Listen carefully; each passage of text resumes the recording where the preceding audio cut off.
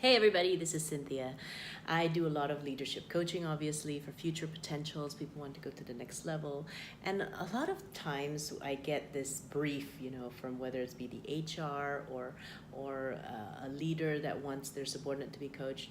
They say, I want this person to be better. I want this person to have leadership presence and all these kinds of things. I want this person to be authentic. And to be honest, that's so confusing. Like, what is authentic? What is leadership presence? So there's this coaching methodology called behavioral change, and it is taught by a gentleman called Marshall Goldsmith. And if you know who he is, he's one of the top leadership gurus in the world. And he works together with Action Coach to develop leadership coaching modules. Now, what I like about his style is that he doesn't take descriptors. He doesn't take, I want this person to have better leadership presence. He actually encourages his clients to break things down into verbs, behaviors. Like, for instance, I was coaching someone who wanted to have better leadership presence. And I talked to the HR and I said, look, what does this person have to stop doing, start doing, and continue doing in order for you to perceive that he's got leadership presence?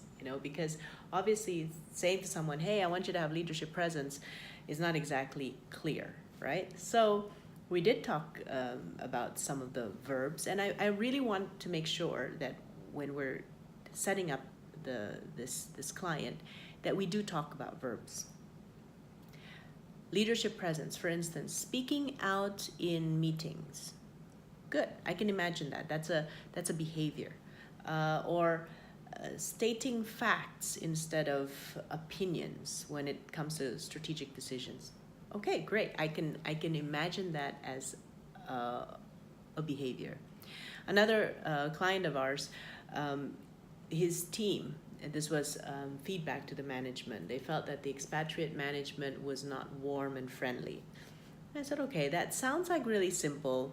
But then I said, well, can you give me an example of what is those things that they're doing or not doing that makes you feel they're not warm and friendly?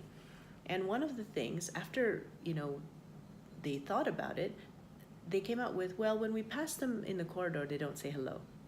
Or when we have a little birthday party in somebody's cubicle, they don't stop by, even though they are talking around the room, but they don't stop by and wish that person a happy birthday. Okay, so in that case, it becomes easier for someone to improve by increasing the amount of time they say hello in the corridor or participating in team celebrations.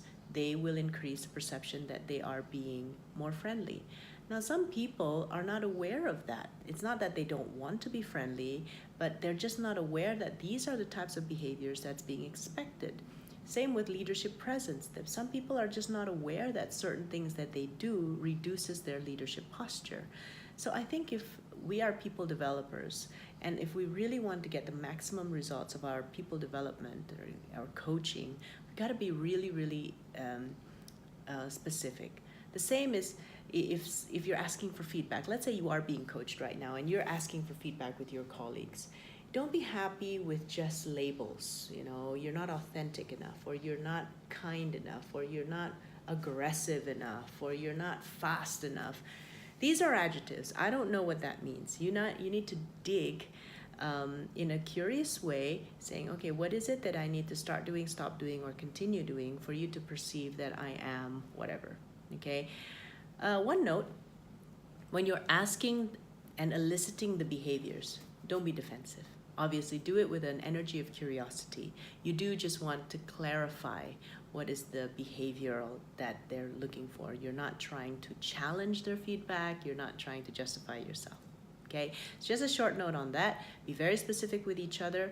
And that, I believe, is the key of getting quick change and quick growth. Thanks.